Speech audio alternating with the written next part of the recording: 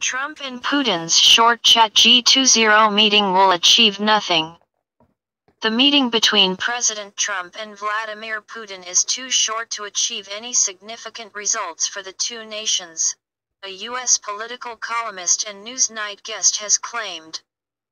The two superpower strongmen are set to meet in Hamburg ahead of the G20 summit in their first meeting since the U.S. president ascended to the White House. They are expected to discuss how to finally destroy ISIS and combat terrorism, and try to heal some of the wounds caused by Donald Trump's decision to launch an airstrike on an airbase owned by Russia's ally Syria.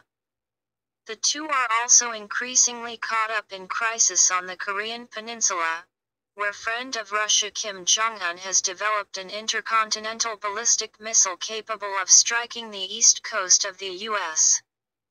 But Politico columnist and former editor Susan Glasser has claimed the two will not have enough time to make any meaningful changes to the state of the world.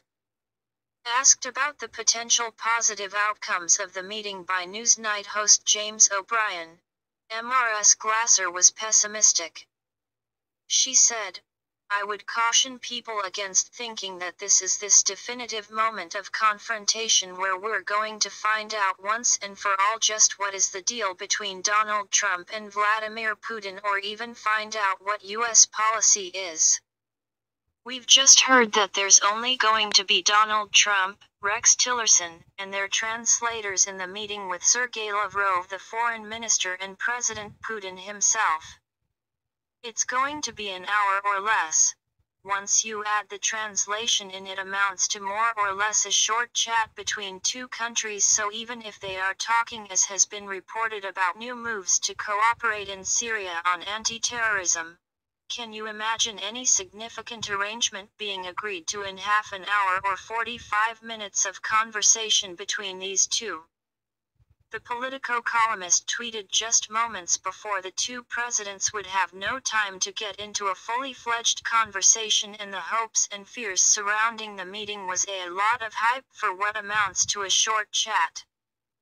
Mr. Trump has arrived in Hamburg on Thursday night ahead of the summit's official start later this morning. German authorities are concerned violence could break out as anarchists and anti-capitalist activists protest globalization. There is evidence that the acts of violence around the G20 summit that we had expected and feared will take place, Hamburg Police Chief Ralph Martin Meyer said. He warned that police expected not just sit-in protests but massive assaults.